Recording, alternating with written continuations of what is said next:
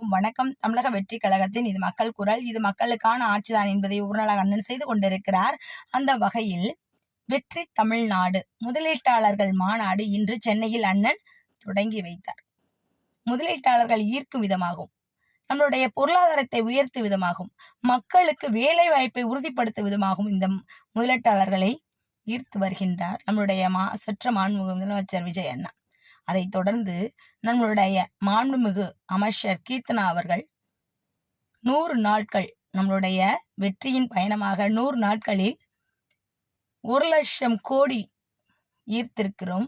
ஒரு நாளுக்கு 1000 கோடி நம் ஈர்த்து வைத்திருக்கிறோம்.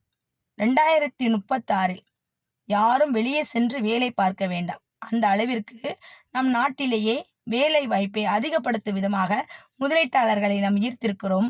அதற்கான வழிமுறைகளை செய்து கொண்டிருக்கிறோம். இனி வரும் காலத்தில் யாரும் வெளியே சென்று வேலை பார்க்க வேண்டாம். நம் நாட்டிற்குள்ளே வேலை பார்க்கும் அளவிற்கு, தமிழ்நாட்டிற்குள்ளே வேலை பார்க்கும் அளவிற்கு வேலை வாய்ப்புகளை அதிகப்படுத்தி பொருளாதாரத்தை அதிகமான ஈர்த்து நம் நாட்டிற்கு நலம் சேர்ப்போம்.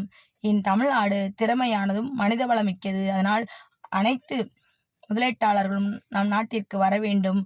முதலீடு செய்து திறமையாக இந்த தமிழ்நாடை பொருளாதாரமிக்க நாடாக மாற்றுவோம் என்று சொல்லியிருக்கின்றார். அவர்களுக்கு மக்களின் சார்பாகவும் மகளிரணி அமைப்பின் சார்பாகவும் தமிழக வெற்றி கழகத்தின் சார்பாகவும் நன்றியை தெரிவித்துக் கொள்கின்றேன். நன்றி, வணக்கம்.